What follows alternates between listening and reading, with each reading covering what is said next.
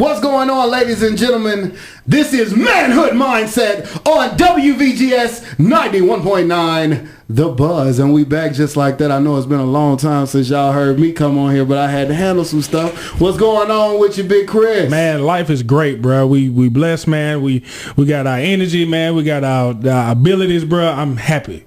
Oh, yeah. I am happy, man. It's a brand new day. Manhood Mindset.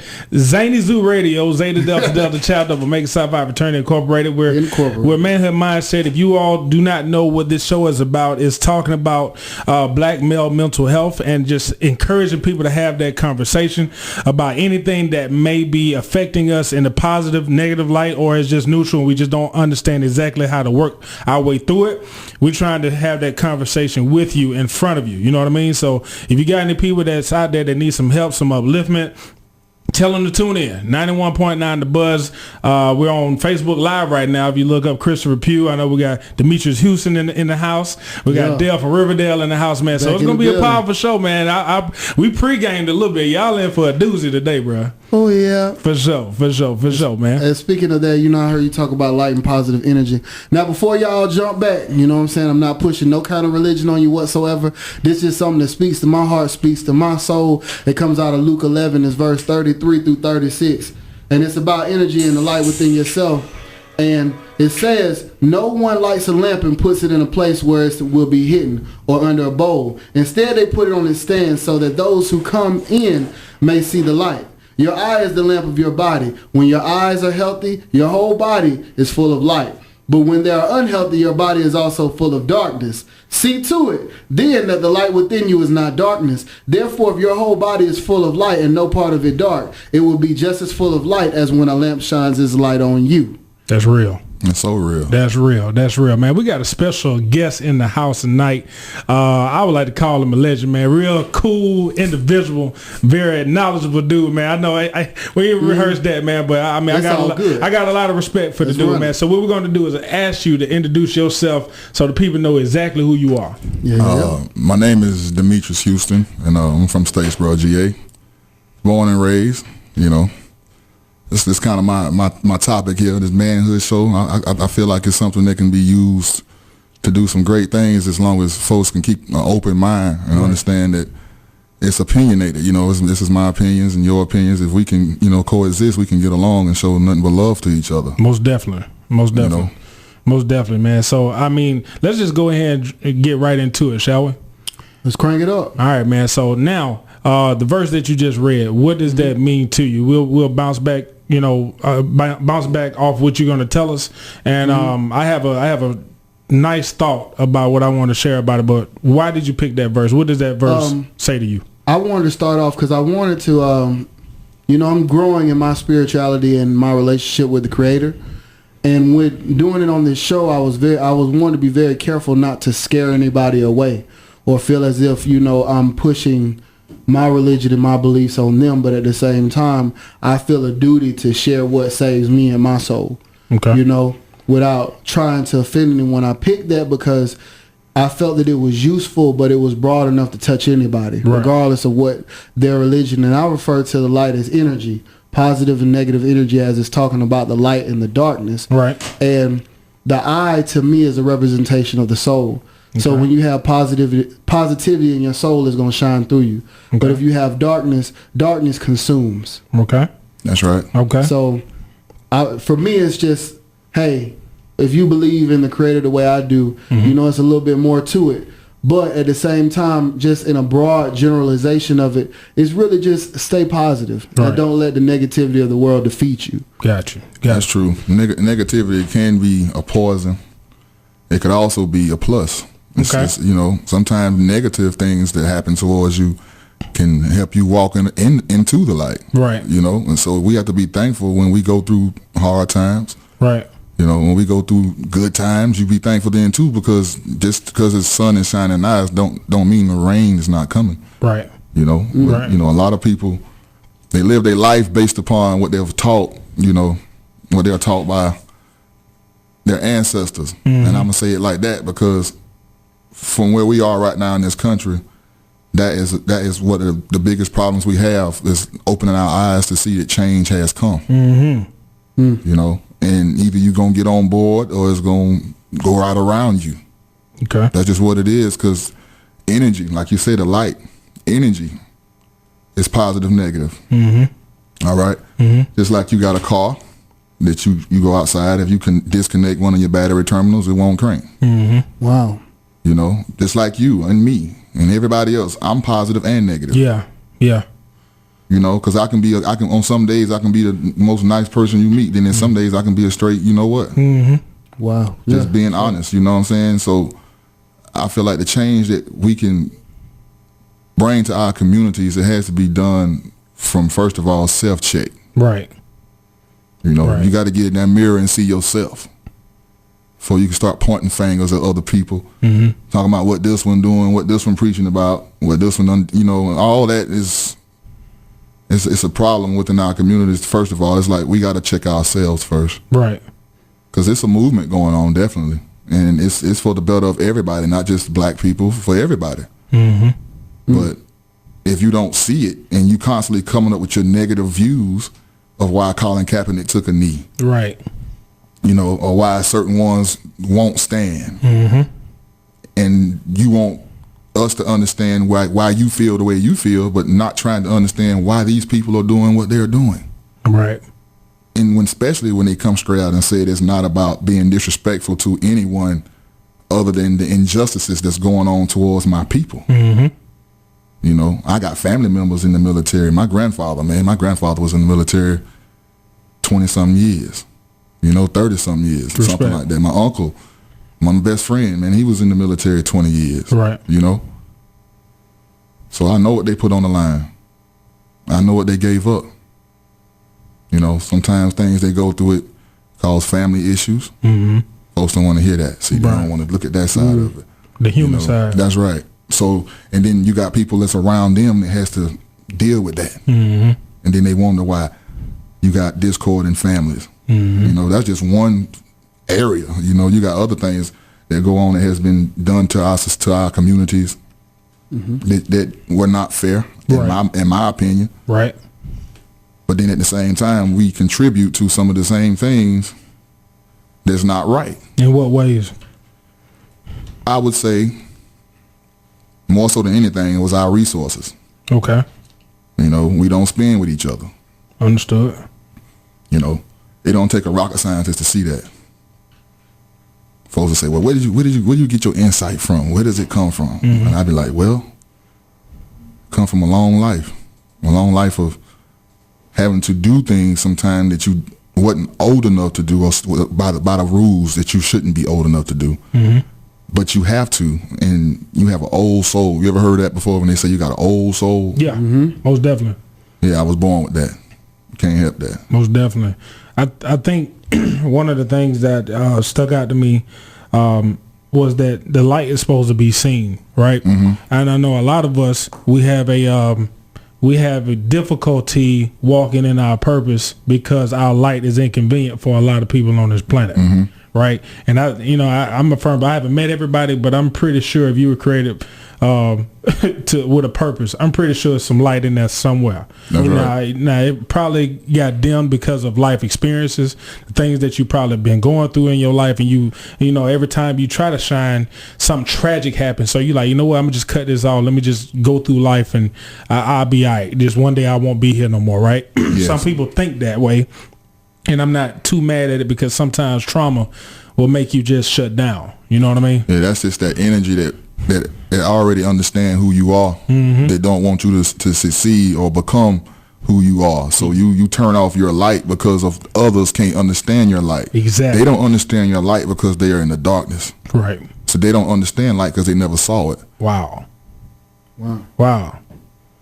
So the bottom line is, you got to let your light shine regardless of when they shooting you down or not, because it's going to come through. It's going to manifest. Mm-hmm. You know, I'm not a super religious person, but I am a loving person. Right. I don't believe in religion. I think religion is what's the problem. Okay.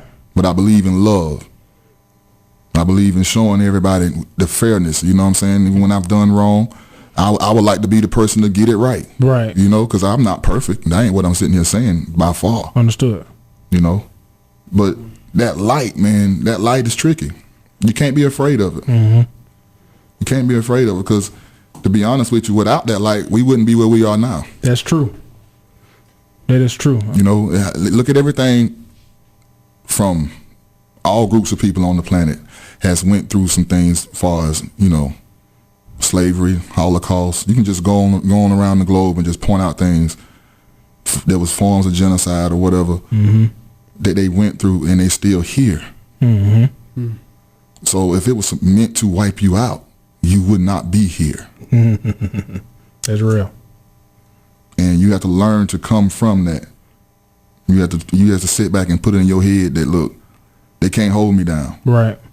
Now, I come from right here in Statesboro, but I come from a big family. Okay. You know, so my mother had 11 children. Respect. She had 9 boys, 2 girls. She did the best she could with the knowledge she had, and from based upon what she was taught. She did the best she could, and I can honestly say that through the good things and the bad. That's real. Because she didn't leave us. You mentioned pain a few minutes ago, and the benefits of it. Like, some people can either fold when it comes to pain, or some people can tough it out and add some more weight to it. So tell us what the dynamic of pain is to you. How has it shaped you as a person? Well, pain is just like it does everybody else. I mean, when something grabs a hold of you and it hurts, you have your moment when you're in despair. You know, you have your moment, and then you either it's gonna make or break you. You know, there's those make or break moments. And if you, I'm a natural born fighter. I always have been. You know, just from birth, I can just give stories that if this was a comedy session, you know, I can make some stomachs hurt. But I ain't in the barbershop right now. We got a chance. Yeah. We got a segment. We got a segment coming up on it. You know, just by going through those moments, I learned that pain. It was more so like, for me, I'm going to use this to fight forward. You know, I'm gonna prove these people wrong, that I'm worth something. Right. They would say, "Oh, you ain't gonna do nothing. You ain't gonna mount to nothing." They used to say that to me as a child, and now that I'm grown, I'm like, who is a grown person says that to a child? You know what I'm saying? And that's just wrong. But it's a lot of things that contributed to who I am right now, and all of it ain't pretty. Right. You know, but I'm thankful for it, because at 35 years old, I can honestly say I'm somebody. For sure. You know, I didn't do anything to hurt nobody. You know, as far as the times I had to defend myself. So other than that, I don't have that kind of heart. That's not me. For sure. So pain for me is just a tool I use to keep pushing. Once I'm able to handle it, because at first, just like everybody else, you got to be able to stomach it first. Once you get to that acceptance part, then now it's on. That's the way I look at it. Now it's on. True. I look at pain as a direct message. So it's just a signal of something either happening that ain't supposed to be happening, you need to fix it, or this is a learning experience for you and you can't do nothing to change it. That's just how I take it. You know what I mean? And at the end of the day, if you're feeling pain, that's how I know I'm still alive. Yeah. Now that's some real powerful statement you just made right there. For sure. That lets you know you still can feel. Exactly. So I mean, so now a lot of people don't understand, when you're going through so much pain, that means you still got your soul, man. Yes. And that's just how I feel. Like, if you're going through a lot of stuff, I know a lot of people out there suffering from like depression or just complete sadness, or they going through a grief stage right now, and they wondering why this pain is just here. They ain't doing nothing to deserve it. No, nothing. It's a message in it that another human being can't even clear it up for you. Yeah, it's just something that you're gonna have to work through. You're gonna have to try your best to fight it out, and then when you come out, because you will make it. You know, you have a choice how you gonna make it, but some of those things, the things that you're strong enough to handle, man, you were born with it. You know, and we may not understand it. We may think it's too hard. We may think it's impossible. But man, every time we think it's impossible, we're waking up another day. Yeah, it's hard when you were being taught to suppress something that you were born with. Oh yeah. You know, you can't suppress what you was born with. It's gonna eventually come out. Either you're gonna let it out, or it's gonna run you crazy. That's real. Dale, how have you in the past, especially like growing up, man, things that kind of hurt you, how did you turn it around for yourself? Well, the first thing that really the best way I could really describe what pain does for me, I like to think of it now as I've gotten older. when it comes to a relationship with your creator, I really believe something very similar to what you're saying, you know, D, but I kind of like, you know how you go through something and you feel all that pain, but you feel empowered. Yeah. It's like you reach your true form, right? Yeah. Well, look at it like this. Pain is something that let's imagine yourself as marble, right? And your creator is sitting there with the hammer and chisel, creating his masterpiece of what you're supposed to be, who you are. That shaping of you is that pain that you feel. And a lot of people like granite and pearls. And see, the beautiful thing about granite and pearls, those beautiful swirls that you see in pearls, see, pearls, it starts off pain, suffering, and then the clam ultimately dies. And it creates something beautiful. Granite, all that beautiful etching you see in the stone is a scarification process of its polishing. That's right. So as far as me turning something around, you know, I look back on it and be like, man, I didn't know what I was going to do. And then what I'm going through right now is just like, it reminds me of, this is but a moment in time. Right. Yeah, gold refined by the fire, my brother. Yeah. That's real. You know? That's real. Iron sharpen iron. So let me ask y'all this, man. We talk about mindsets a lot. We talk about the courage of men, and in this particular case, black men, not trying to just push things under the rug, not trying to ignore things and say, well, no, I ain't no punk, and let me just go ahead and tough through this type thing, right? What about talking this stuff out? What does it do for your mindset as you're going through that journey? Talking things out for me it's always therapeutic. Okay. It always is, because it hurts sometimes when you can't talk it out. Man. Like when I was married, that was one of the problems. We couldn't talk. Okay. We would try, you know, just one day it'll work good, and the next day it just didn't. Right. And I think communication, for anybody that's out there that's young and thinking about getting married, communication is the biggest tool that will help keep you two together. But talking things out, it's for me, it's better at getting the understanding. Because when I was younger, I was ready to, you know, slug it out. Let's get these hands up. You're right. You know, as soon as I get mad, we can do it. You know, and then I'll take mine. You know, that's the way I looked at things. But now I understand that's not right. Quick to anger is a foolish man. You know, talk it out. It could have been something simple. You just had a misunderstanding. You don't have to always go there like that. You know, that's what's wrong with this young generation now. Okay. Speak on. You know, they out here playing gangster. A lot of them are. Some of them really are gangsters. I ain't gonna even front. Some of them really are. That's the culture they came up in. That's all they know. But then you got some, it just looks good to be a gangster. Right. Now they want to wear the clothes or talk or do whatever it takes to portray yourself in that image. They do that. It's all fun and game till you go behind a door that you can't open back up. That's right. Or until you hit that casket. Yeah. You know. That moment of no return. So like right now, I'm sitting here talking like this, but it's some young cats out here right now. They understand what I'm trying to say, and they trying to live their life positive. Even though you're trying to live a positive life, you're gonna have some negative moments, but that's just life. You know. But when you out here every morning, you wake up, everything is always about negative. That's all as you all day long, man. You gonna get what you asked for. It's coming. In a matter of time, it's just gonna show up at your doorstep.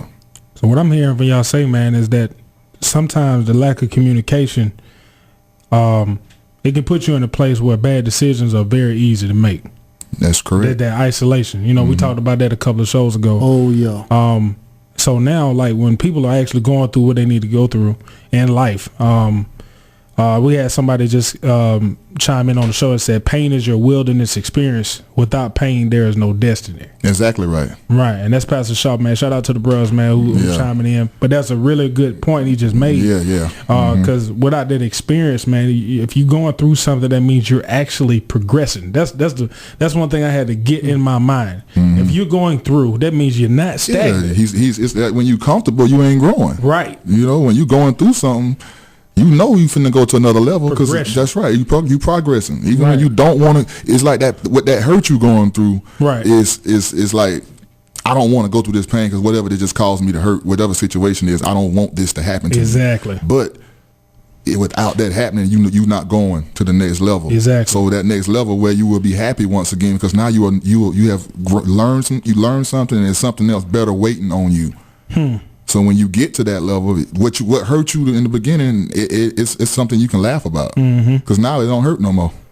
So a lot of people out there, if you're in pain, man, try to look at it in a way that it's a huge possibility you are getting closer to your destiny. That's what it is. That's just what it is. I mean, it's inconvenient. It's lonely. It's probably dark. You know what I mean? And sometimes, man, when we talked about this a while back, man, sometimes when it's just you, that's the time where you got all your distractions going away and you can finally hear the voice of the person that gave you your purpose. And that out of mind is that workshop of who?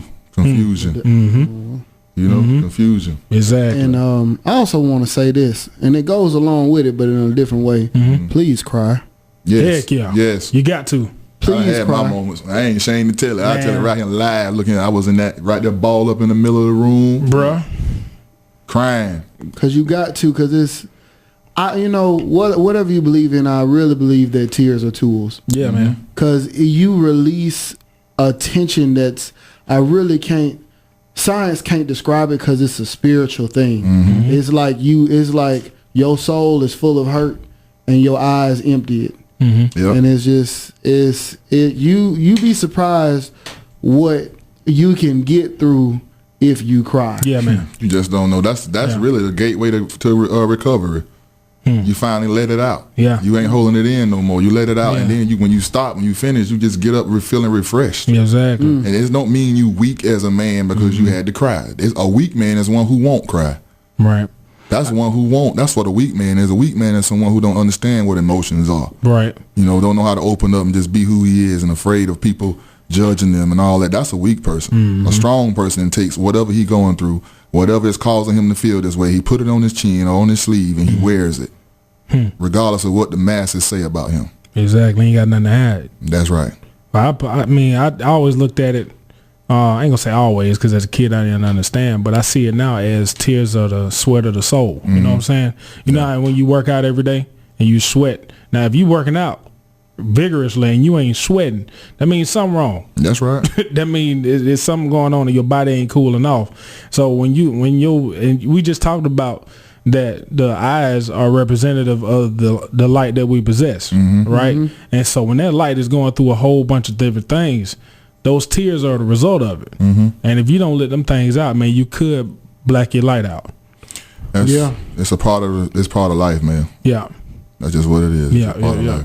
So man, we tonight, ladies and gentlemen, man, if you ain't gonna get no help, you just keep listening. We're gonna try to help ourselves in front of you. Hopefully you understand the dynamics behind this conversation that we're having.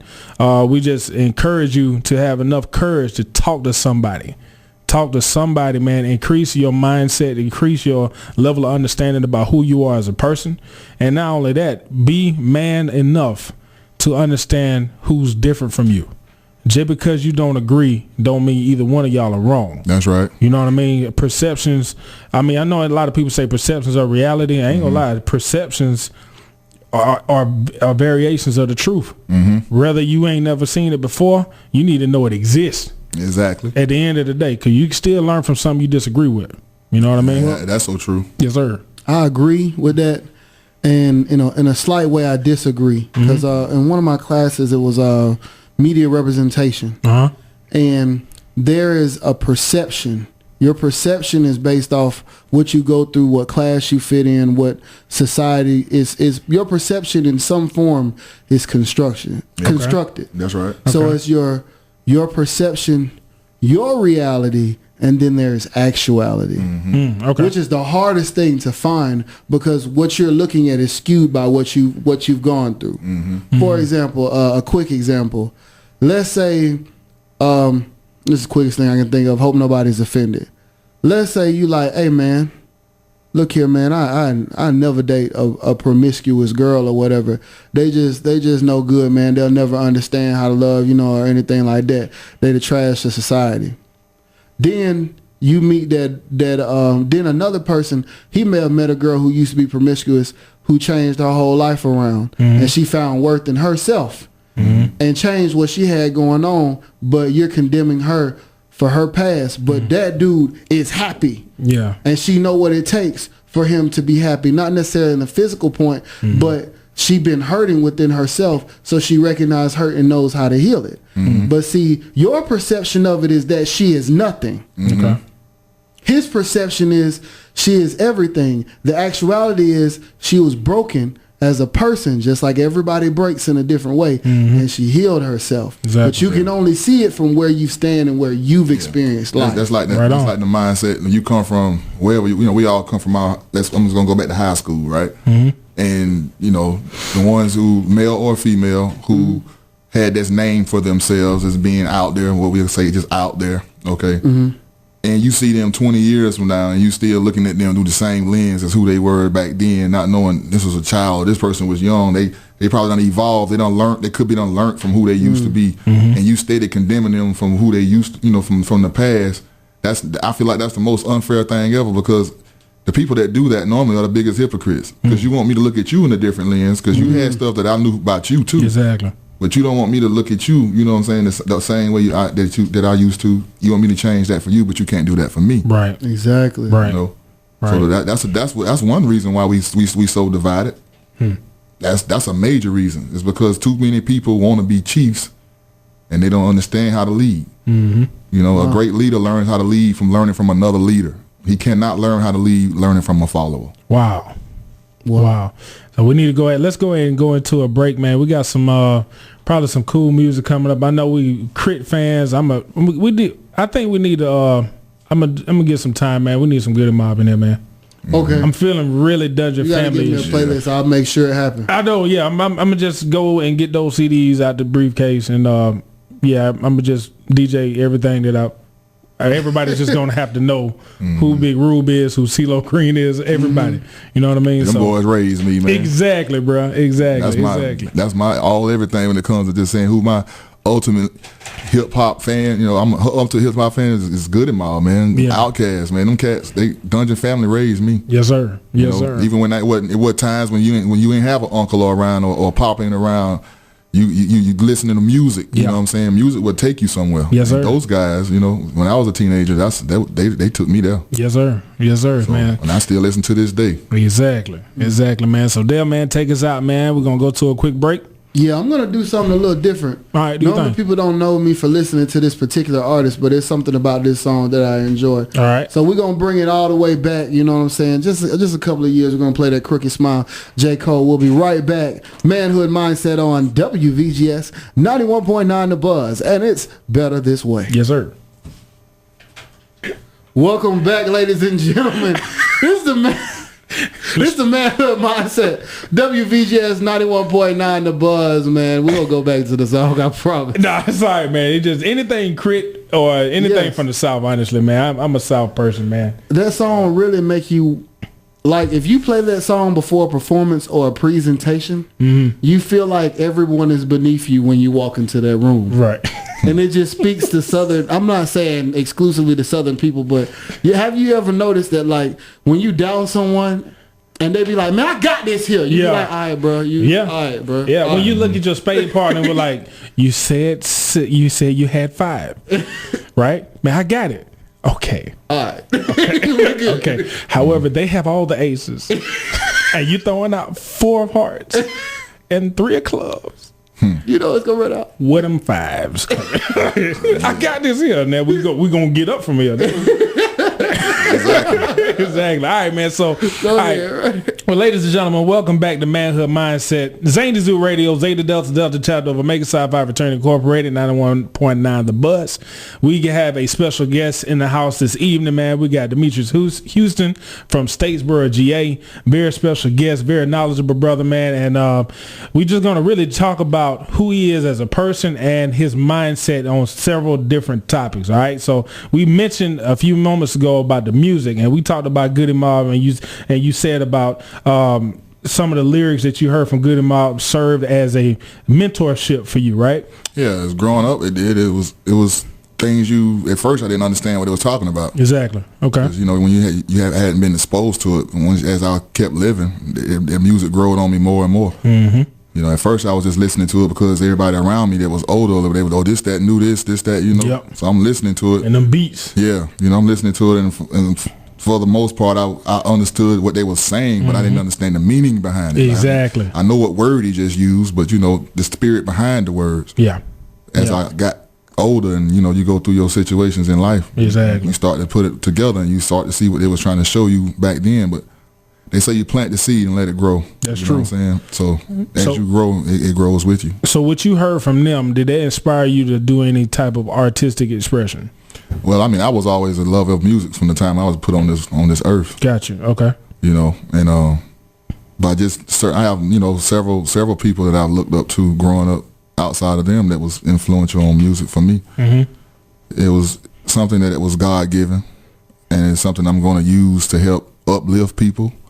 Whether I may have to say things that folks don't want to hear, you know, or I'm going to have to say things that just need to be said. So that's just what it is, and I hope it's viewed in a positive manner. But some folks will take it negative. That's their opinion. That's fine. You know, any publicity is good publicity the way I see it. Mm-hmm.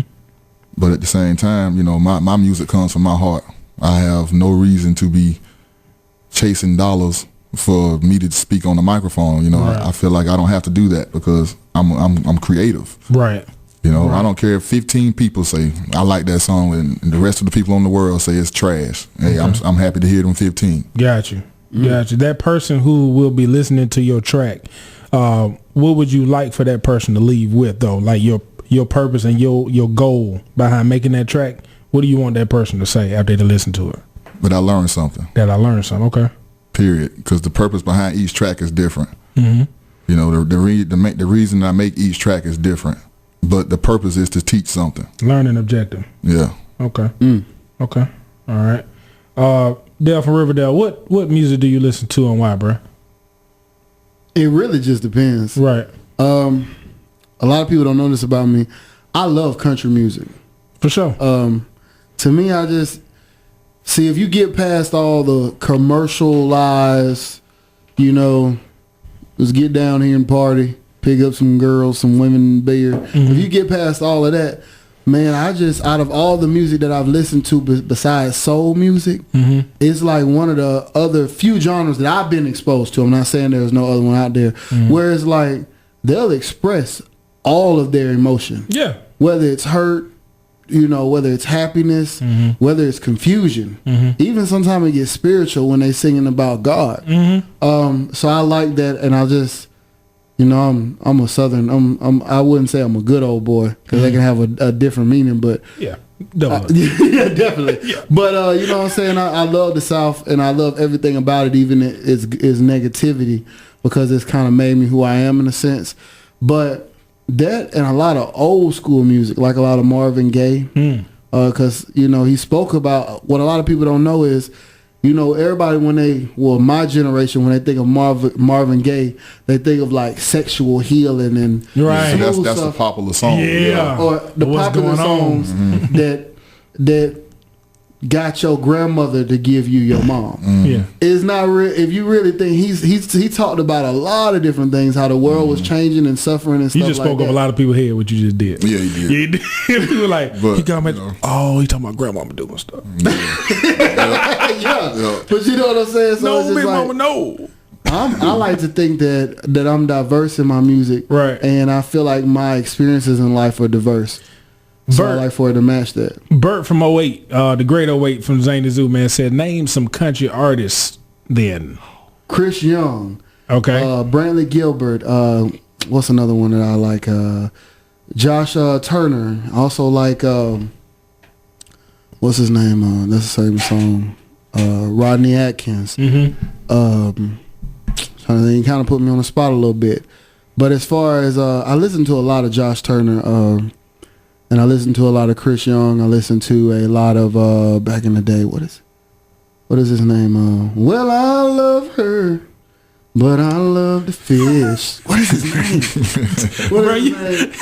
Brad Paisley. Brad Paisley. Yeah. Okay. Yeah, so it's like man, I ain't gonna lie to you. I was just like, damn.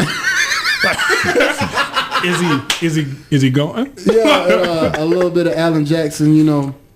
That's old school. Conway Twitty. For sure. My dad listened to a lot of Conway Twitty. For sure. So it just depends. And some I don't know David Allen Coe. Okay. That's old school though. For sure.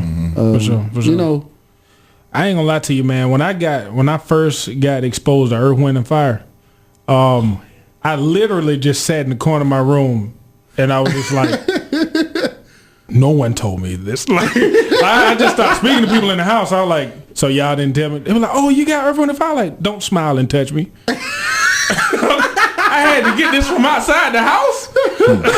Like, these dudes. That music back then had a lot of messages. Man, it did. But don't smile and touch me because they wanted to bond. Oh, you like Earth, Wind and Fire? Like, no thanks to you, parent. Yeah, that's the funny thing. Like the music back then was. That's why I get my insight, because like listening to the old stuff, they taught me to teach. You know, exactly. They taught me to teach. Exactly. And, you know, nowadays you got to find creative ways to do it where you don't appear lame or whatever. Right. You know, so right. Therefore, that makes it fun. Right. Because I got you bobbing your head, I got you jumping up and down, but you don't realize I'm teaching you something. Man, the reasons. Because them lyrics stick. That's right. And when you start hitting them back, you'll be like, wait a minute. Man, and you know what get me? I go back. See, the thing is, I heard the music. I never saw the album covers. Mm-hmm. Well, you look at the album cover, and you're like, okay, something else is good. Like, you be like, I think they're not trying to entertain me. Like, you know what I'm saying? Now you listening to more, and I'm hearing all these words and stuff. But not only that, you can't deny how you feel when you listen to certain music. I went to a black-owned restaurant in Statesboro yesterday. I think it was called Wacky Wings. Mm-hmm. Right? Yeah, they pretty good too. Yeah, they really good. If anybody ain't ever had them, y'all try them out. Man, Wacky Wings pretty good. They quite amazing. Now I ain't gonna lie to you. When you went in there, they started playing some old school music, and I ain't gonna lie to you, man. I almost like kicked my shoes off in there because it like the music make you feel at home. Yeah, that's what it was. It was just smooth and it was welcoming music. You know what I mean? And they were just man. I ain't gonna lie to you. And then they switched it up and they had some James Brown. I'm gonna tell y'all something about James Brown. James Brown will make you run through a glass door.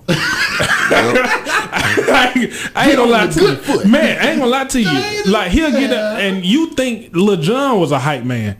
James Brown will have you motivated to do random stuff. Man, everything is repeating itself. It really is, bro. It really does. It really does. It just repeat itself. And I feel like a lot of people like that's my age or a little older need to stop hating on the young generation when it comes to what they're trying to do with music. I feel like it needs. I do believe that if it's not, some of it is not hip hop. Right. I just think it needs its own genre. Right. But you can't take that away from them because it's expression. You know, it's an expression, and you got to let them grow up. You know, we had some garbage music too. You know man, trust me. I can go down the archive and just call some stuff out. And be like, look, man, what was we thinking? Yes. You know what I'm saying? So you can't hate on the youngsters, man. You got to let them grow too. Because you had your chance to grow. That's true, bro. That's true. That is true. All right. So now, when it comes to your, let's see here, your talents and your purpose on this planet, right? And let's get into some of the things that you consider your craft. You know what I mean? You know how some people have a hobby, but some people have a craft that they were blessed with, and then you putting it into action. So what are some of the things that you consider your craft? Well, I'm a barber, first of all, so I'm an overall artist. Okay. I love making music. I'm a creator. Gotcha. That's me, but I also have a gift with people.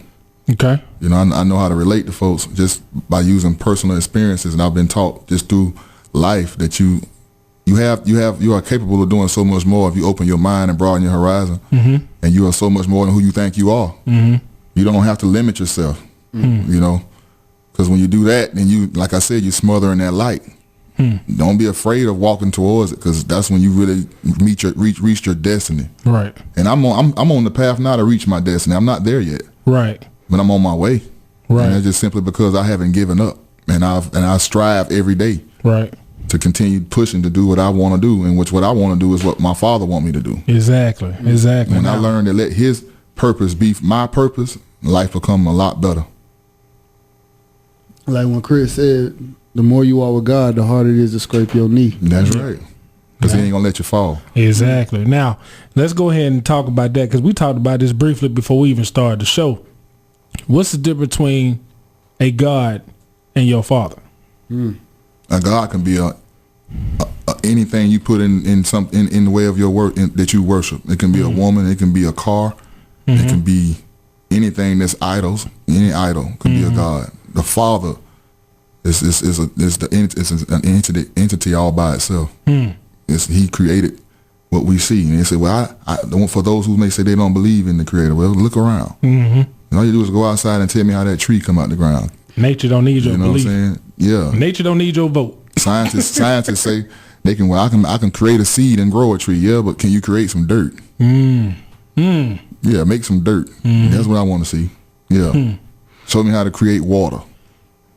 To see everything you using elements that was already here. You're a carbon copy. That's right. You're just trying to copy it all. I'm not gonna lie to you. Me and a friend of mine, it wasn't even a debate. We just had a really good conversation, and he was just talking about the importance of science, right?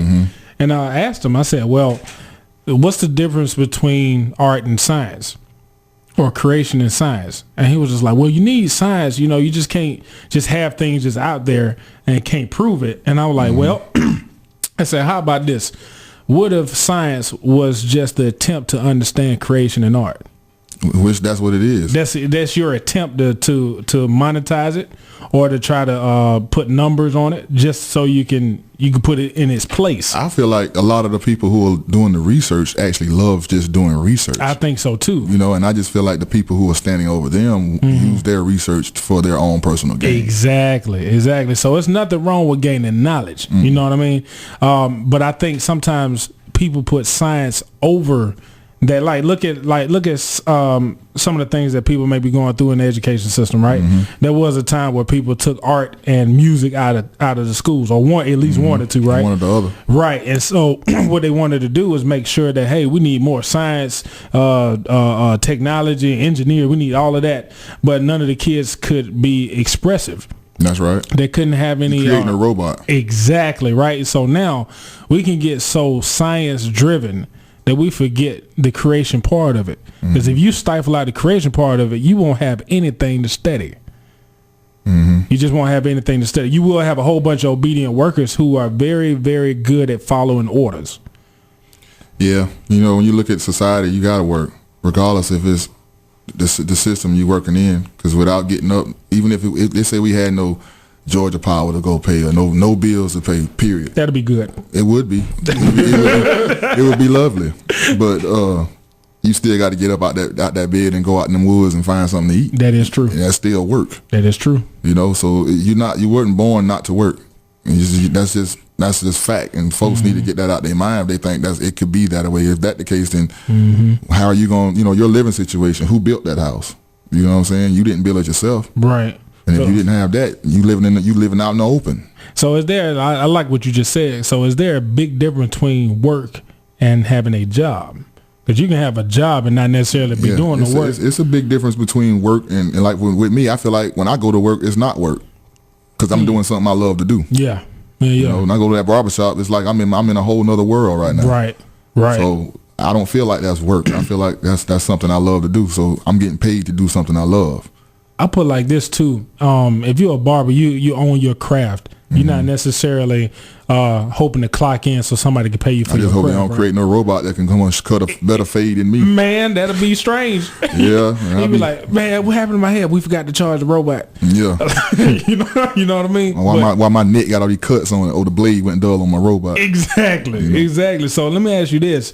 Just the honor and the pride that you have for owning your own craft. Not necessarily have to clock in so somebody can validate what you're good at. Oh, you still got to clock in. No. I'm talking about I'm talking about for another person to validate your hours.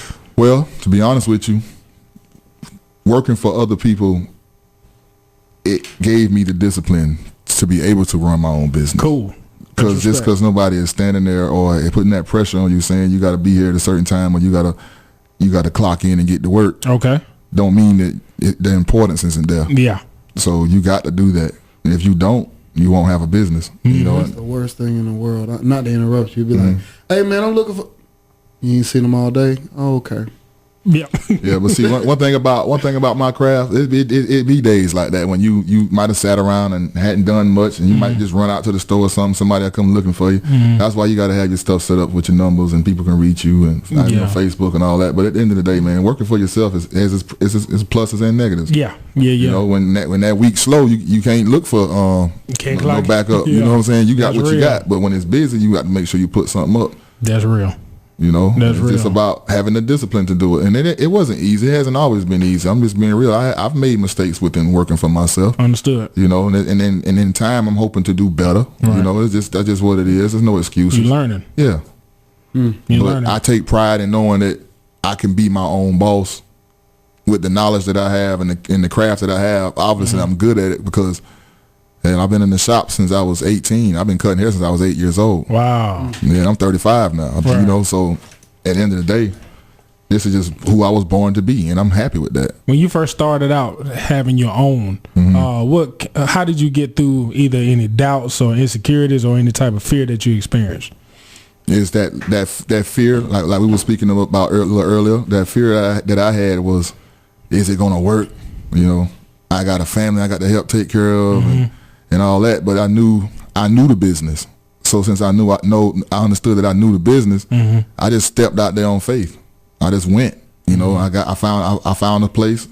It was pretty much already where I'm at now. It's always was set up for me. So I just went in and paid the money for my rent and my down payment and everything. And I just like, you know, at 22 years old, I'm just thinking like it's now or never, because sometimes dealing with your own people can be hard. Right. You know, and you're working for your own people, and sometimes you know, I was treated fairly well with a couple of people I've worked for, but then I also went through a lot of hell too. Understood. You know, and you can't speak about one side and don't give the other. So I caught a lot of hell too. Right.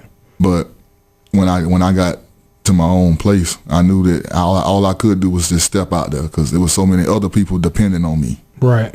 So I was getting pushed by my family. Basically, my family needed me, and I knew that. Right. And everything I'd done was basically to help them, you know, and myself too. Of course, I had to eat. I needed somewhere to live and all that, but it was just because I knew I was needed. Understood. So it wasn't a question about am I afraid. It's like I got to go. Without me going, it's going to crumble. You know, and like now I'm thankful that, you know, God done blessed my family, man. My mom, she and my grandmothers and everybody, we all good now, man. It's like everybody working.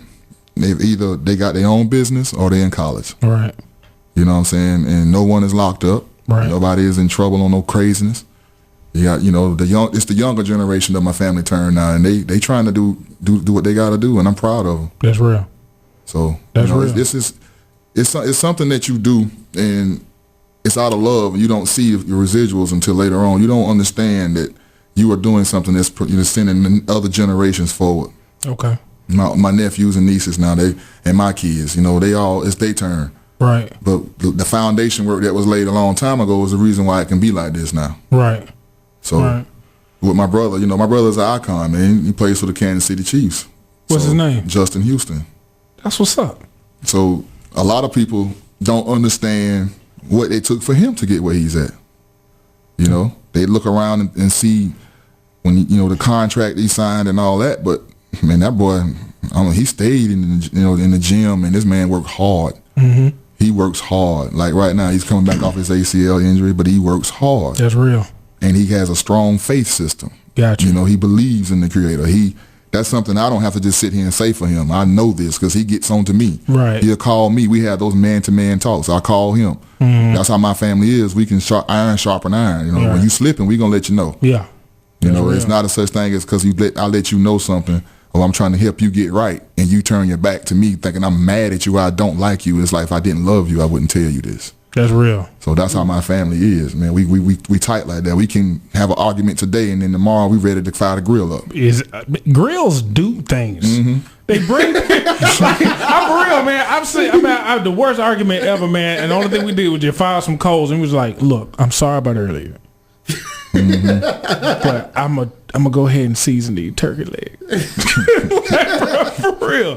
But that's how it is, man. But thank you for sharing that. What we're gonna do, we're gonna take a quick break, but when we come back, we're gonna talk about race relations. Oh man, we're gonna talk about race relations. We're gonna talk about love versus fear. We're going to talk about love versus the way we've been taught to treat people that look different from us. And we're going to also talk about your involvement with the youth in your community.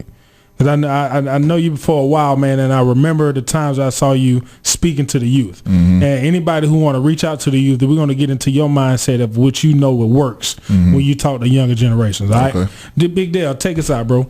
All right. I'm going to let it be a surprise this time. We're going to get into the old school. You know, you mentioned a spectacular group. We're going to get to them. We'll be right back. Manhood Mindset, WVGS 91.9, The Buzz. It's electric.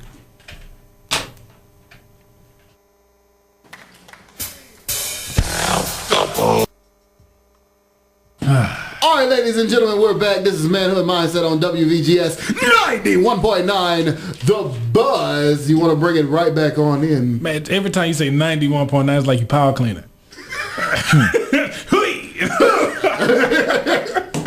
But no, thank you so much for tuning in, ladies and gentlemen. Hope y'all are enjoying yourselves, man. We talking about a lot of deep stuff today about our mindsets, power, knowledge, and our light, man. So right now we are exploring the light within Demetrius Houston. He's a legend down here in Statesboro, GA. He's a craftsman. He's an artist. He's a lot of things, man. But we're going to get into a little bit deeper about his ideas on race relations. All right. So we talk about a lot of different topics on this radio show, things that affect the people. And one of the things that we talk about that affects the mindset of black men is racism, right? Yes. So we want to know your thoughts on race relations. How did you get introduced to the concept of people being different because of the color of their skin? And how have you changed your mindset to what we see today? Well, I could say personal experiences growing up. Just when you a kid, we all, as being a black man, we learned about slavery. We wasn't born knowing. We learned about it. And then as you get older, you start seeing how you get treated unfair in certain situations in life. But what taught me to not be racist was certain things that happened for us that was done by a white person. Okay. And when you're a child, you can't see hate when somebody do something for you. I'll give you an example. I remember it was Thanksgiving one year, and we was living in Whitesville community, and they came to cut our lights off. And this was like the weekend, right before Thanksgiving was that Thursday. This was probably that Tuesday or Wednesday. So we was looking out the window, and it was a white guy. He pulls up in the truck, and Mom, she done already broke down. She know what it is. So we was looking out the door. He looked at her, and he shook his head, and he was like, I can't do it. Right. And he left them on, and he said, I can't do it. They're just going to have to fire me. Wow. Yeah. And he got in the truck and left. Wow. Everybody ain't messed up, man. They're real. That's just one situation. One of my best of friends, his dad, his name was Tim O'Brien, but his dad's name was Paul O'Brien. He was my baseball coach, but he treated me like I was his son. Right. He would come pick me up, take me to practice. I remember one game my mom's went home, and I loaded all the kids up, and I took them and put them on the truck with us, and we left. And I got in trouble for doing it, but at the same time, who I was with, it was perfect. And at the same time, my mother's caseworker was actually, her son was on my team too, and she was at the game. So she was helping me watch the kids.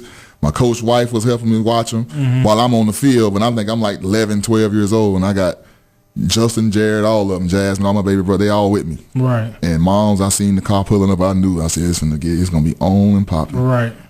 But I couldn't miss practice. But long story short, he was an influence on me. So then you go to the flip side of it, how some of them treat you bad, and they don't acknowledge you as even being human. Right. Right. Then when you go to the other side of the fence, when you go to your own people, love, and it's the same thing. You got people who love you, and you got some of your own people who hate your guts. Right. And they treat you just like you're not human. So my view on race relations is, first of all, we as black people need to come together first before we can even fight any injustice that's going on in this country. For sure. You can't fight on a fragile foundation. If our foundation is weak, a house ain't gonna stand.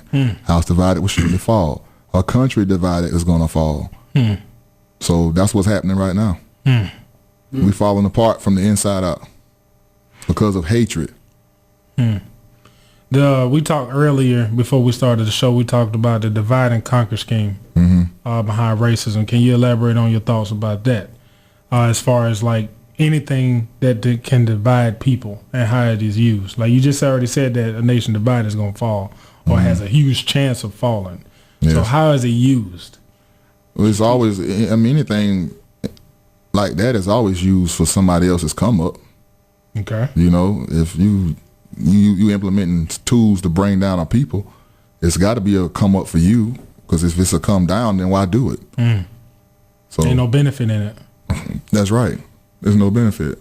So the benefits are rich stay rich, poor stay where you are. That's the game. And now it don't even have nothing to do with color. It's about poor and rich. But if they can make you think it's about color, that's when it gets tricky. Cause and they use people's ignorance against them. Because they make you think it's about color when it's really not. So you are ignorant to the fact that it's bigger than color. So when you're ignorant, all you know is you still stuck in the 1960s and 70s. The truth is, it's 2016, and they are using that as a tool to do something different. Right. And I just feel like a lot of people don't see it. What does it do to a person's mindset when they're not even ready for this type of confusion tactic? Like, if it's a divide and conquer, if it looks like somebody else and it was really not, what can that type of confusion do to a person's mind? Well, if you're not used to what they're bringing upon you, and anything that's changed and you're not used to it, it's going to, like we were saying earlier, the fear, it'll cause you to smother your light. Wow. Confusion. That's right. Confusion, that's what the tool is. Confusion is used to dim lights, to keep things in the dark, to keep you from not knowing who you are, to keep you from not fighting to be better than who you are. You know? And then when someone constantly reminds you of the things you might have used to do, that is the enemy saying, stay where you used to be. Don't progress. Don't progress. It's comfortable. Don't progress. That's right. Don't progress. Stay right there. So in time and all in good, the Creator is gonna do what He do. There's nothing we can do to change what has already been set for, but live and play your part. You got a destiny. I got a destiny. We all here for a reason. And until that day, you'll know your reason. You know, it may be for some people it's just to help this old lady right here across the street. Then it's time for you to go. But I needed you to help her get across the street because she finna go in here and give some money to somebody who finna go do this here for me. It's just jumping around. That's energy. Yeah. That's why I believe it's strictly spiritual warfare. It is. It's spiritual. Now, if people are fixated and focused on the skin and not the spirit, where can they end up? Left out of a lot of things. You can lose your family. You can lose, jobs, career. You can lose a whole lot. It's a long list of things you can lose, but the main thing you lose is your sanity. Thank you. But the tangible things can be replaced. You can't replace that sanity. You can't replace that love that you had once that was taken away because why? Selfishness. It's all selfishness. That's basically what it boils down to. Someone thinking of themselves, not caring about others. Right. And that's just it. I'm just let that sit in for a minute, man. Because when you said to lose your mind, man, when I see how we can be desensitized to some of the most horrific things that happen in human beings, and I knew I was getting desensitized when I saw something, and I was just like, it's going to happen again. That's when I had to catch myself. And I was like, where am I at mentally now, where I can see some of the most chaotic scenes known to human beings, and I could just say, it's going to happen again. So now I'm finding out that I'm actually supporting the system that's trying to desensitize me. No, you're not. No, what you're doing is your tool is being sharpened. Really? Now you can pick up on the patterns. See, when you can call it out before it happens, you used to couldn't do that because you was shocked. That's right. Now you expect it. So now when you start seeing certain things, you looking around, okay, this is going to happen and that going to happen. How is it that a fella like me can meet someone that's 18, 19 right here at Georgia Southern and tell them how they freshman and sophomore and junior and senior year going to go if they do this, this, and this? Because you see it happened to so many others before them till you pick up on the patterns. And when you're not creative, okay, your pattern is going to stay the same. You know, if you're trying to run game and you don't have, and you're not smart enough to change it up in order to stay ahead, then you're going eventually I'm going to pick up on you. So that's chess. True. You know, that's just what it is, man. It's on multiple levels. Elaborate on the critical thinking piece. You just mentioned chess, and I know I played chess a couple of times. I need to get back on it. The ability to be a critical thinker. Black men, what do we need to know as far as just being a critical thinker, looking at situations, being able to look at different perspectives, being able to listen when we need to, being able to speak when we need to, being able to sit down when we need to, being able to stand up when we need to, being able to critically think so we can make good decisions. What do we need to do? First of all, you gotta accept that something is on your mind. You gotta accept what God's trying to tell you. You can't run from it, first of all, because if you're a thinker, you're a thinker by nature. That's real. You know what I'm saying? And you can't turn that off. You know, that kid that's in elementary class and he asking questions that the teacher don't think he should be asking because something that's not making sense to him, but he get in trouble for it. You know, you can't turn that off. So as a black man, you can't be afraid of who you are. And being yourself is going to get you judged, ridiculed. Yeah. You know, and even for white men, you know what I'm saying? Them being some of them, the ones who are not racist and they love everybody, they deal with the same hate. They got to go to their people's. Oh, you will sell out this, you will sell out that. When they really just love people. Nobody want to talk about that though. Yeah. From our side, nobody want to talk about the people, the Caucasian people who actually show love. That's right. Because it's uncomfortable. They have gotten disowned, bro. That's right. They get the same negativity that we get. They getting it too. So that's when you know it's about love and it's not about all the rest of that foolishness, man. Wow. It's time to let that go. Wow. I've known personally some white friends of mine who their families have cut them completely off. Completely off. I had friends who had a white stepfather, and they don't even. As soon as he got married into his family, my friend's mom is black, his family cut him off. They have nothing to do with him whatsoever. You know what I mean? And I'm looking at that, and I'm like, you know, I want to take things for what they are, not necessarily how I feel. You know what I mean? Because sometimes your feelings and facts they get mixed up. So I'm gonna just look at the facts of it. I said, look, it looks like you were trying to give love to human beings, and you got ostracized for it. You got ridiculed for it, and you got cut off. But it also creates that fear, and it stops people who want to do something right. Oh yeah. Now that right there, it's a lot. Then for those who was feeling the same way, that was willing to do the same thing, it stops them in their track. But the courageous one, he keeps moving because it feels right inside of him. So no matter what his parents cut him off for, that person already realized that this is material. Dude from the Georgia Power Company, that's the one I'm thinking about when you said it. He was about to do it. I'm pretty sure he had all the rights. That was his job. It was his job. He was going to get paid to do it. It's just something in it. He just said, I can't. They're going to have to fire me. Yep. And honestly, how I look at racism and things of that nature, I know everybody, we talk about the terms white privilege, white supremacy, things of that nature. And white supremacy, how I've seen it in the past, it has a good incentive program if you support it. And for the people who walk away from that incentive program, that's a lonely road. And not a lot of people walk that road of, no, I'm going to just detach from the system. I understand that it can guarantee me food, water, shelter, a business, loans. I know it can guarantee me all of that, but I don't want to be a part of that system. I'd rather they can fire me. You know what I mean? Yeah. That's courageous. My grandmother used to always say when I was growing up, she done had a hard day at work, or she mad about something. I told them I came looking, I leave looking. I came looking for a job, I will leave looking for a job. Exactly. So exactly, man. When you understand that nothing, you don't let nobody control you now to the point where you feel degraded as a human being, and they break you down. And see, that's the whole trick. Get you in debt. They know you got family, you got kids, so that I can just talk to him all kind of ways because he ain't going nowhere, or he on parole, he on probation, he got to pay his PO. I can treat him all kind of ways because he need me. But when you think in your mind that my Creator got me, I don't have to deal with this foolishness that you're bringing about. You just got to be ready and prepared to create something for yourself. One thing I found out is sometimes inaccurate fear is a form of worship. And whoever you fear, you can make them your false god. Yep.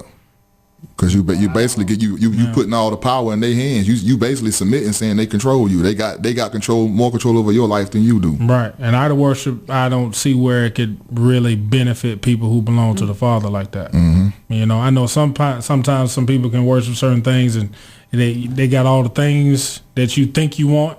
It looks like they're having a good time. They got all the selfies in the world. They're on Instagram doing a whole bunch of different things. And a lot of people look at that and say, well, if he submitted to that and, he did that life, and I guess I need to do it because I need to be safe. I need to be fed. I need to be able to support my family. And so what am I willing to sell out for, or what am I willing to buy into for the sake of that safety? You know what I mean? Yeah, but some people do stuff to validate to validate themselves so they don't feel their own emptiness. Right, right. When it comes to, my mom is, I'm not going to say was, my mom is, and my dad was a person who said that how you try to make yourself look normally shows a lot of what you lack. Wow. Because if you trying to portray an image of something you're not, then when the truth come out about you, now you perceive it's phony. Yep. Yep. That's the reason why they encourage when you said wear your whole emotions on your sleeve, whatever you think, or your weaknesses, your strengths, whoever you are, let your light shine. So by the time people see your weaknesses and they look at it as strength because they see you working. When I was growing up, man, I used to get jokes. It was sad when you used to go to school and you get picked at because your mother had a lot of kids. And my mom used to tell me all the time, she would say, D, a lot of those kids that are picking at you, and they're getting that from their moms because their mother don't like me or something. Right. And then she would say, but I'm going to tell you this. She said, some of them parents would have just as many children as me if they wasn't throwing them away. She said, whatever I laid down and made, I had. Soldier. Wow. Soldier. Wow. You see what I'm saying? Wow. Didn't throw them away. So that's the only reason why a lot of people around here now can hold their head up high in the public as if this is it, but inside of them they hurting, man. They did things when they was young that they wish they didn't do. Bruh, I know people personally who tell me a lot. Some of the decisions they made were bringing people into this world, and they made a split decision based off fear and the fear of the lack of money or what it could do to their career. And some people have problems sleeping every night and not knowing that kid was what was going to push them to the top. Man, that kid is what was going to push them because they was lacking the motivation or something they was missing in their life is the reason why they wasn't where they wanted to be, and they felt like the kid was going to hinder them. Why? Because society paints a picture that a child can cripple you as far as you can't go out no more, you can't do this, you can't do that. But that kid was going to make you change your life because a child will make you want to be a great parent or would have run you away from it. Exactly. I ain't gonna lie to you. A child make you accountable. My son has definitely changed my perspective on certain things. It's just like it's crazy because if I always wanted to be a dad, but I never understood my parents be like, if you really love your child, you love them more than you love yourself.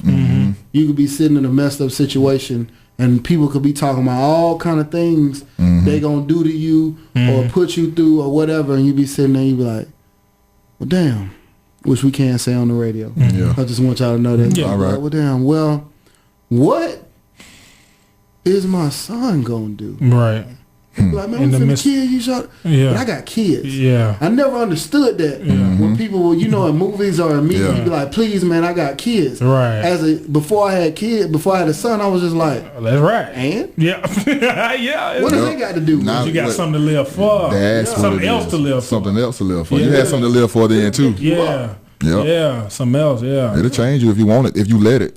It'll change you for the better. It could change you for the worse. That's what a lot of people. What I want to make sure we look at that point that you just made. Well, sometimes people think we're in a world right now when people think children and youth are not needed. And that's not the truth, because if that's the case, then where the future going to come from? Exactly. So right now, and don't get me wrong, I mean, I know a lot of people have a lot of strong opinions about abortion, right? Yeah. And a lot of people, and I've heard of statistics, I haven't researched this, but they're saying abortion is the number one cause of death. It is. You know what I mean? Because you put the power in someone's hand who's, willing to make a decision based off ignorance and not knowing the truth. Or fear. That's right. They don't know. Yeah. They don't know about those dark nights when it comes back to haunt them. You know, and then you don't understand the mindset of the female who was raped. Right. You have to think about her too. Yeah. You know what I'm saying? So really, to make an opinion about abortion, for me was always, if I make it, I'm keeping. Yeah. But it's not my decision when it's coming from another vessel. Right. But at the same time, that's what I believe in. Yeah. So I don't knock a person for what their choices are, but at the same time, and you got to look at all instances that comes about that. You got females being raped, molested. Babies came from it, and they stuck with that. And they don't know, and they was already not wanting that anyway. Right. It was forced on them. Right. So, and not only that, it's kind of guaranteed based off that situation. The father is not going to be there. Exactly. So you can't be there. You gotta weigh it all, man. We live in a crazy world. We really do. And I like to point out two more things. One thing that I've noticed is systematic. It's crippling. The first thing I'm going to talk about is society makes having children in a person's youth negative. Right. Yes.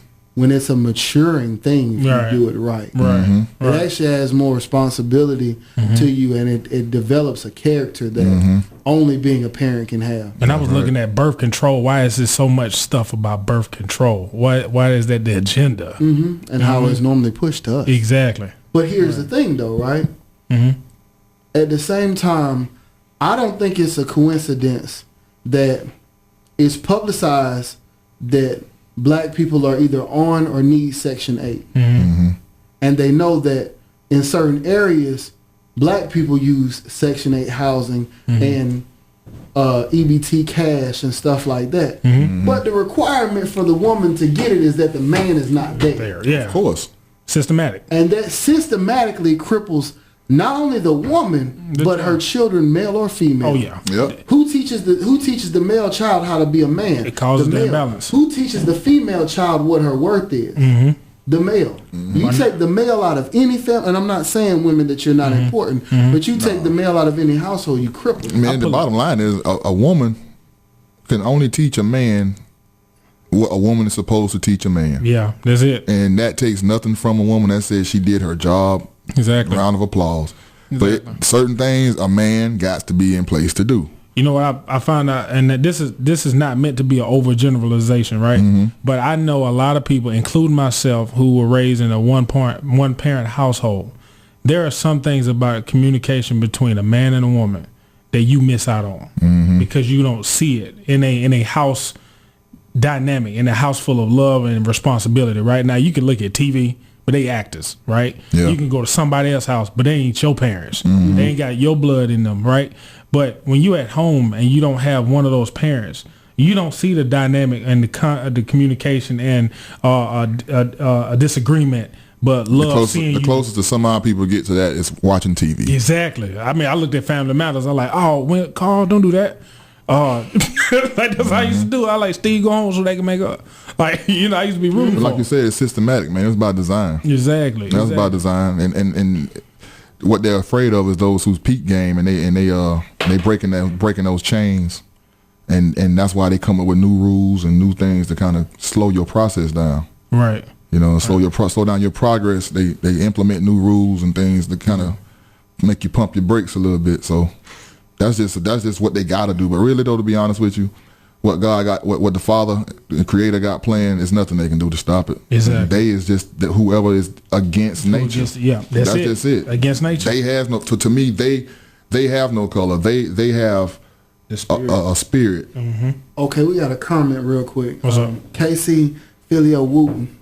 She said, "I like how you all are informing. I like you all are Excuse me, she's not illiterate.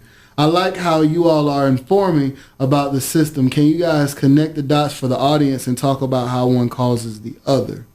And then the next one, Carlos Lysy says, Section 8 is designed to put poor people in an area far away from jobs so you can barely afford to make it to a job, so you get trapped. It requires a strong mind and real determination to dig yourself. I like how you put that. Hold on, I'm trying to get it. Okay, to see more. To the real determination to dig yourself out of the 8, because you have to struggle and accept struggling before you can save and make your way out. So why you think they call it Section 8? Right. Often people get tired of struggling and we turn to the streets. Okay then, so the 8 is a what? It's just an infinity sign. It don't stop. It don't stop. That's the cycle. That's the first time I have never thought of it like that. It's the cycle. It never stops. It's the cycle. Mom had me at 16. Okay. Wow. At 32, I'm 16. Now I'm having a kid. Mom now, grandmama at 32 instead of 52. Right. Now, grandmama, she'll be a great grandmother at 52 if she has some more time to learn. You're right. And get to that stage when she learns, values about different things. But when you're 32, you still young. Yeah. You still want to party. You still want to do certain things. Maybe not as much as you was when you was 19, but you still got it in you. Yeah. Yeah. So, wow. That Section 8 thing is something tricky. That's why they removed the fathers. Because even if you gave us Section 8 and put the daddy in the house, we come up. Yeah. That's true. We come up. Yeah. Yeah. Then you got one, and then you got the mindset of saying, I'm just going to use this to get on my feet, and I'm going to get up out of here because somebody else need this place instead of making it a 30-year. You know what I'm saying?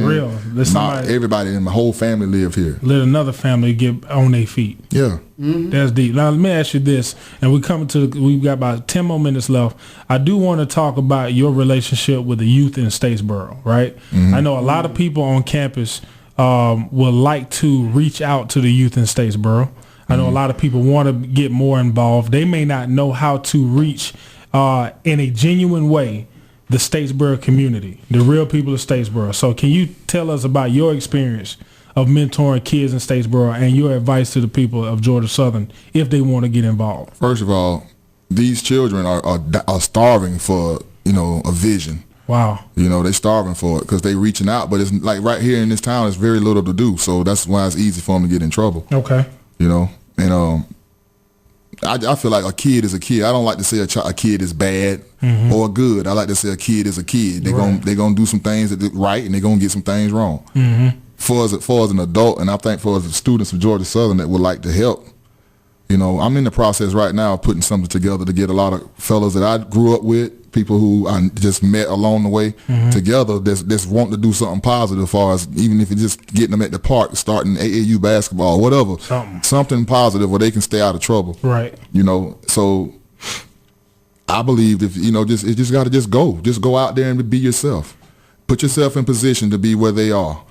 And just talk to them. If you see them at the park dribbling the ball, go dribble it with them. Talk to them, laugh with them. Then they'll open up to you, or you start talking to them about who you are. Then next thing you know, they get comfortable with you. They talk to you. Yeah, exactly. When you treat them like a human. Yeah, and that's just universal for any neighborhood, man.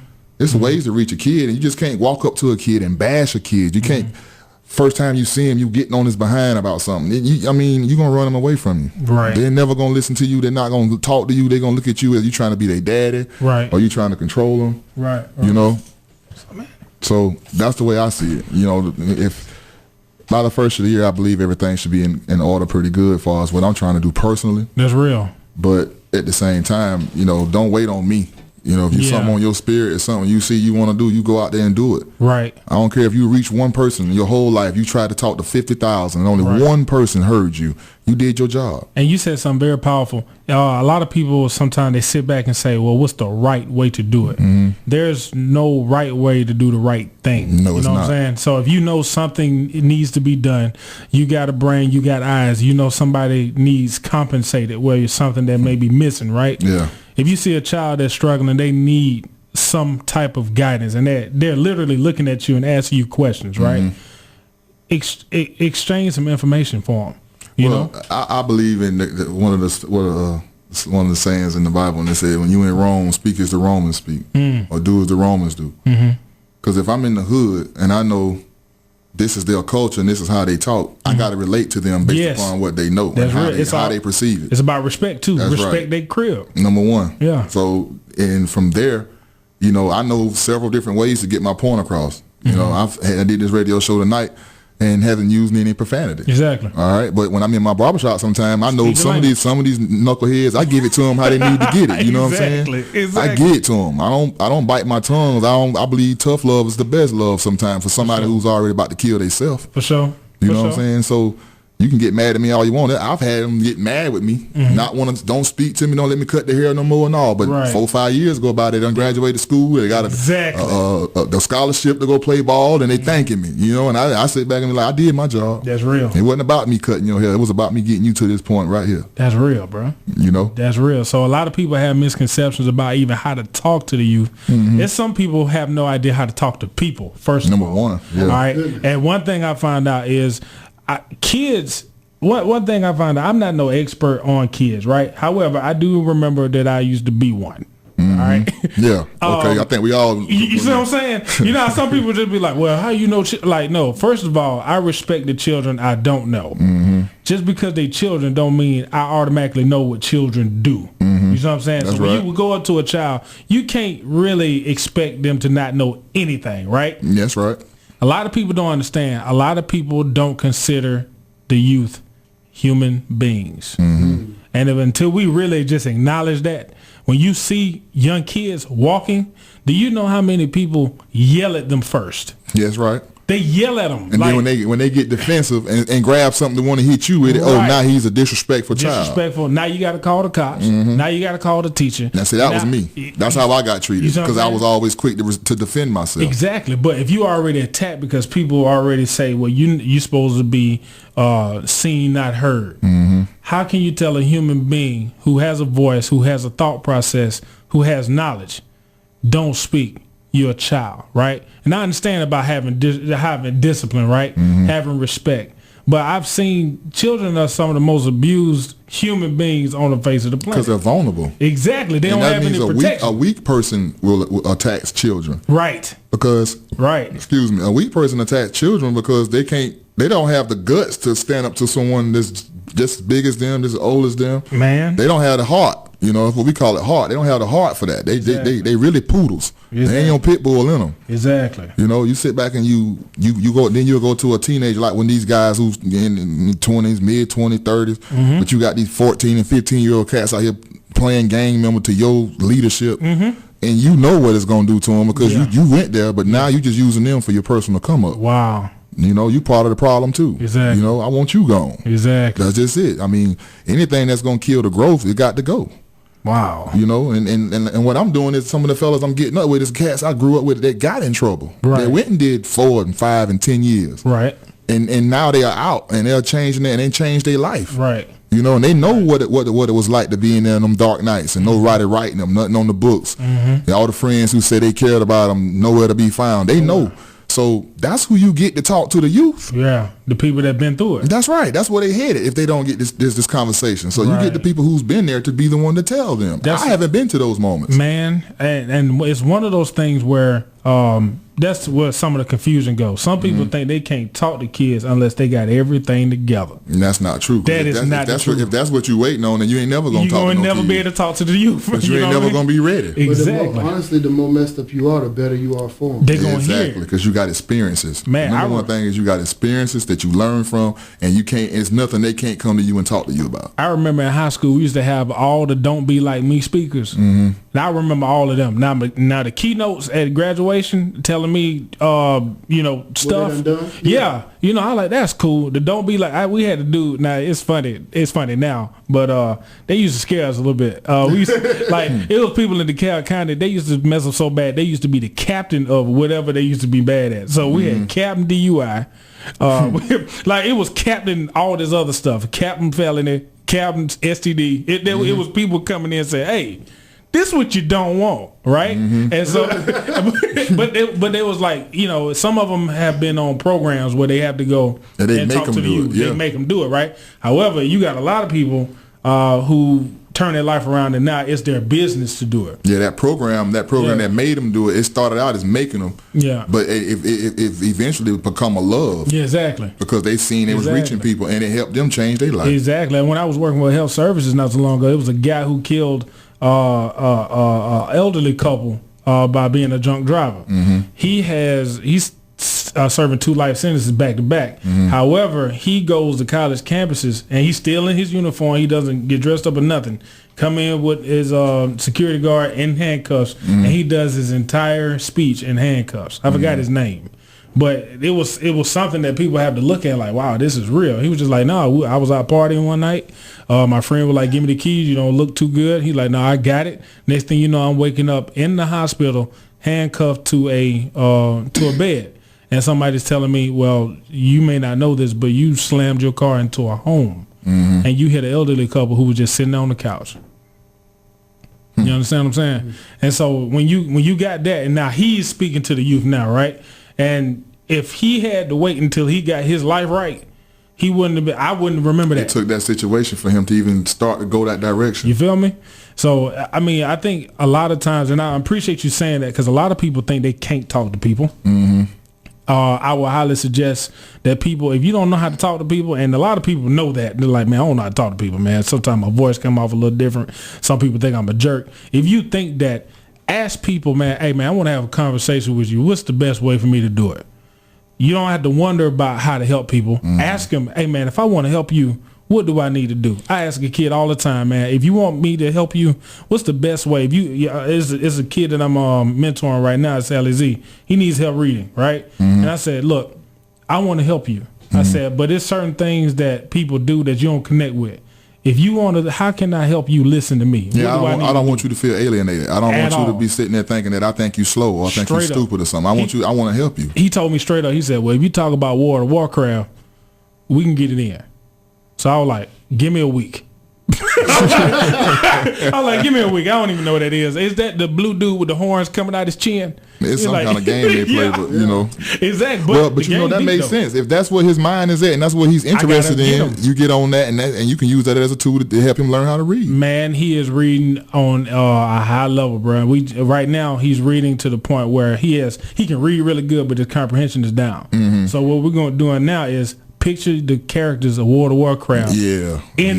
Yeah, that's perfect. It clicked. It clicked. It was not. You just got to relate to something that I care about. It's all about caring and that love, that chemical. You got to see the teachers nowadays are underpaid, right? So you can't expect them to put their all into what we want them to put their all into. Right. The problem is some of this got to go on at home. Yes. Oh man. You know, you got to get your kid to the house and work with them too. You can't just expect the teacher to do it all. Then when you got disruptive children in some of these classrooms, that's why they got to downsize them and do all this other stuff. But all of that's by design, and that's just a whole nother conversation. You know, we can make that a whole other topic right there. That right there. The home is the private school that you've been looking for. Exactly. Tuition free. Just rent only. Yep, and a little grocery. Exactly, man. So we at the end of our show. I'm not gonna lie to you, man. It was an honor and privilege getting to know you, man. Most definitely, man. Same thing with y'all. I'm proud of being here, man. Most definitely. And I hope we can do it again. Most definitely, man. We got any final thoughts, man, to send the people away? Anything y'all want to close them out with? I mean, there's one thing that we really used to do. What's that? When it was Power Perception. Yeah, I know, right? If you really knew me. The comedy portion of the show. Yeah. We be talking so deep, damn, we got to leave with something goofy, man. Something goofy. Exactly. I don't know what would be the topic, but it would be like, if you really knew me, and then we share something, not necessarily embarrassing, but something that's a funny fact about ourselves. Oh, mine is embarrassing. Okay, I got one straight ahead. up. Well, if you really knew me, you would know that I was unable to successfully get on one of the rides at Six Flags in '98. And that happened to me too. You know? It was I ain't gonna lie to you, it was the mind train and the mind bender, so I lost my mind and left. like for real, the mind train that you know, the little metal bar that come down, and and I knew something was wrong because I was sitting diagonally. Both sides of my body couldn't fit in the little bucket thing. And I was sitting next to a very petite gentleman, and he was looking at me like he was about to snitch. and I was looking, I said, please just let them come find me. Don't yell about my situation. Yeah, you stuck. Dude, the horn went off, his hand went up, and I pulled his hand down. We almost got the bucket. So, yeah, they came to me, but this was funny. It was weird. It was hurtful. They were like, man, you got to go. And I was like, man, I want to ride around. He's like, look, we're going to give you a funnel cake. Just take the funnel cake and leave. I was like, thank you. That's the best.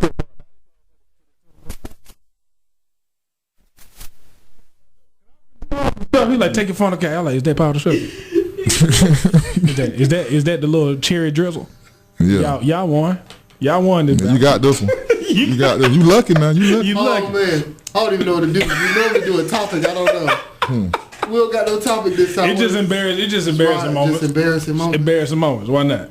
Yeah, I think one of the most embarrassing things that happened to me was what promoted me to be a barber. Was my mama cut my hair and sent me to school one time. I know she did it several times, but this one time she did it. I like they got written up. The teacher said, "Take your hat off." Yeah, that's the rap. I said, "Nah." The mama cuts. Nah. The mama cuts. Then I already had my head already big as hell, so I'm like, that ain't gonna work. So Miss Scott, I never forget. She said, "Take your hat off." I said, "Nah, I can't do that." Man. She came back there and she did me a favor. She lifted it up just to peach, and she seen what it was. She said, "Oh, okay, you all right." She left it alone. I sat right there and I when ain't your say teacher nothing. let you wear your hair, that's deep, bro. That's deep. All right, Dale, you got something? Yeah, if you really knew me, I get extremely offended when people who are smaller than me get in front of me at the buffet. Hilarious. And take off all the crusty part of the mac. Oh man, you gotta kill him now. No, that's death. That's death before the summer. I'm sorry, and I know you ain't gonna eat it because I'll go up there and watch you plate. Yes, you scraped all the top off. When they get the last or something, I'll say and right then now. you hear them say, "I don't think I'm really gonna eat this." You got death and murder now. Wishbone. Yeah. And then you snap. Exactly. Here's your sign. Exactly, man. So final thoughts, anything we want to leave the people with? No, love and peace, man. Keep your head up. Don't let nobody tell you can't do what you want to do. Love yourself through your mistakes. Don't let how you messed up a situation define you forever. That's right, because it's not messed up. I would say low self-esteem costs way more than you can ever imagine. Mm-hmm. That's deep. And a lot of us can't afford it. Mm-hmm. So before we cash in on low self-esteem, check your account, which is your self-love and your knowledge of who you are on this planet. Because if you possess that demon of low, I call it a demon, bro. That thing right there will drain your spiritual account. Yes, all day. So we love y'all so much, man. Manhood mindset. One last thing. Go ahead, do your thing. Also tomorrow, Friday and Saturday after 4 p.m., Old Times Buffet has the seafood and steak. Hilarious. Buffet is $16.97 with a drink per person. But it's the most scrumptious thing going on in the States, bro. That's hilarious. I was upset when they took away I was kind of upset. I was like, they got rid of Ryan's, and then they did a better job. Yeah, they did, because Ryan's had them fell all the way off. All the way off. I remember one time they gave me some cold rolls. I ain't say nothing, but I did email somebody though. Yeah. And that's when it's serious for you. Yeah. When you used to get the emailing, This one got serious. I don't even know he worked there. I just emailed somebody. You heard about these rolls? No, not the ones on my back. Exactly. You're stupid. Thank y'all so much for listening in. Thank y'all everybody who is on Ustream.com on Manhood Mindset. Thank you everybody to Facebook Live, man. Follow Christopher Pugh. Follow Demetrius Houston. Follow Dale Arnold. We're going to be uploading these on YouTube. Manhood Mindset, and it's going to be Power, Knowledge, and Light. That's going to be the name of the file that you can search for. All right. So we thank y'all so much, man. Q week is next week. No, Q week is the week after next. Homecoming is next week. Yes. Georgia Southern Homecoming. So if y'all need to come on, bros. y'all know, come down in the middle of the week, get fired on Friday. It's better this way, we thought. Exactly, man. So take us out, big dog. All right. It's been another episode of the Manhood Mindset. WVGS 91.9 The Buzz, located in Statesboro, Georgia, will be back next week around the same time, at the same time. And that's how we do it, because it's better this way. Say same bad time, same bad channel. Yeah, same bad time, same bad channel. But the only thing about it is we speaking to you all the way clear, because ain't nothing about what we saying is fuzzy. Yep. That's it. That's tight, man. Zany Zoo Radio. Love y'all. Peace. Located in Statesboro, Georgia, we are WVGS 91.9 The Buzz. 91.9 The Buzz.